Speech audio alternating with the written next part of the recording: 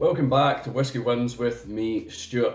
Today we've got Kilkerran from the past. This is a bottle that I have had sitting opened. The cork was cracked, the tin foil taken off it, and it was just left.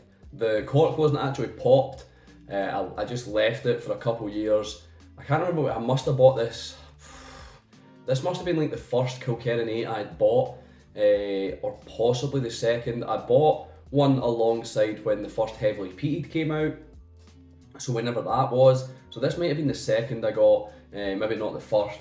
But anyway, it's been sitting for a long time and I've only just got round to drinking it and appreciating it. Like I said, it's sat with the cork, it's sat with it pretty much full. I'm not that far through it considering this came out in 2017, which is 7 years ago. Holy crap.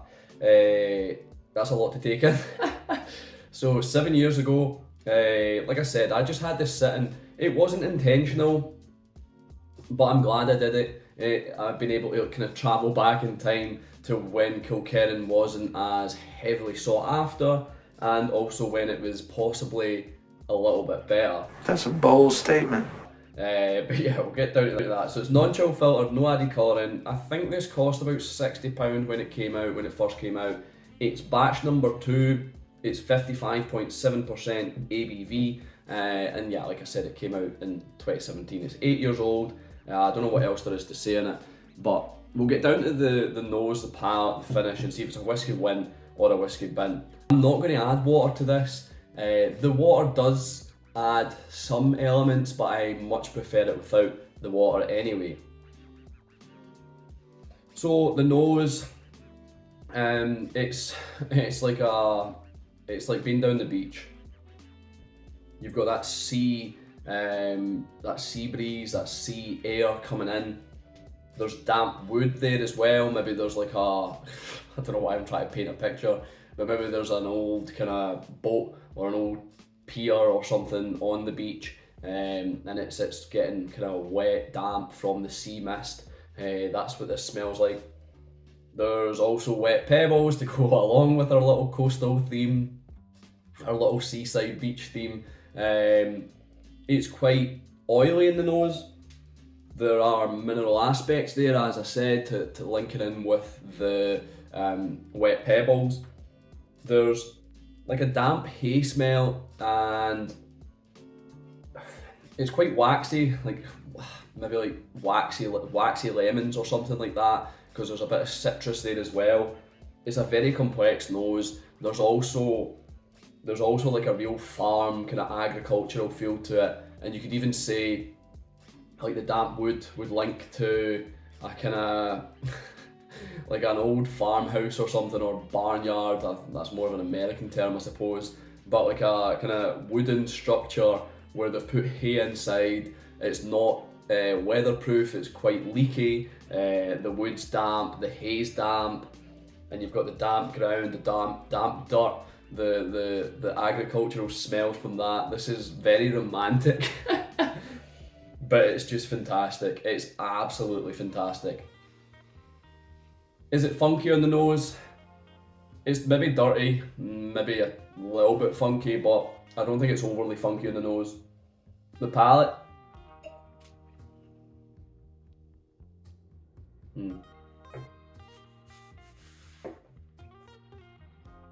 It's full-bodied in the mouth.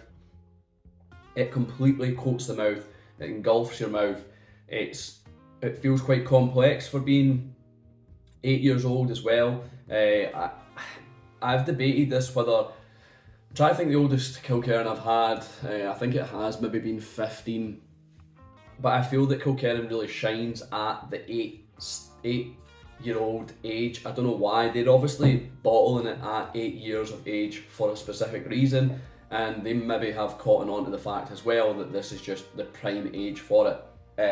Because I feel like anything older kind of takes away from the punchiness of it and the dirtiness, the complexity to it, but it just seems to hit the mark at 8-year-old. There's a kind of sweet creaminess in the palate, but it's also a little bit salty, so you've got that contrasting aspect there of it being salty and sweet. There's citrus again, also kind of sugared almonds. Like I said, kind of that salty and sweetness kind of toying, playing with each other. There's a little bit of funkiness now in the palate. It's quite dirty in the palate. There's peat smoke there, or maybe even just like quite earthy peat, quite dirty peat in the palate. There's some metallic notes, and it's quite herbaceous as well in the palate. Fantastic, honestly. It's complex, it's dirty, it's what you expect from that region and from Springbank Distillery, from Kilkerran Distillery.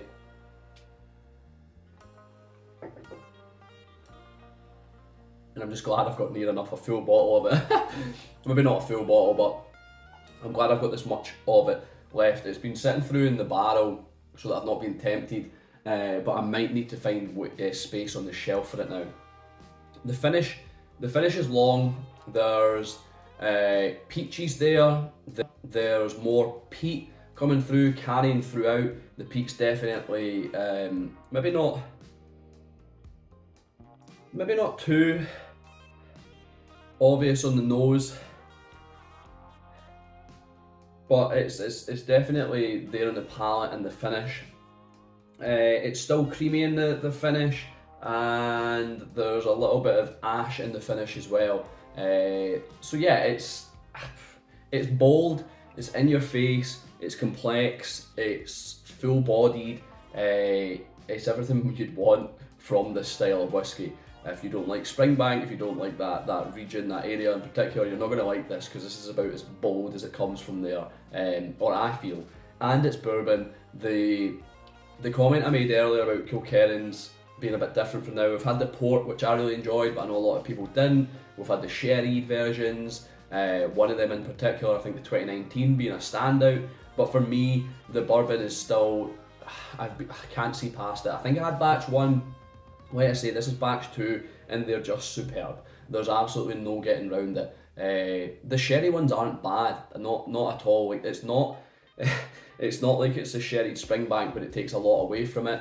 With Kilkerran, it somehow adds to it. I feel like it takes away a little bit from Springbank when you put it in sherry, but the sherry does actually elevate the Kilkerran to a certain extent, but I just feel like the bourbon edges it a little bit. So yeah, that's all I've really got to say on the whiskey itself. We'll get down to the rating and see if it's a whiskey win or a whiskey bin. I think you know what it's going to be. Would I buy this again? Yeah, 100%. If I get this on the auction, I would get it again, or even batch 1, anything. I'd go for the bourbon again.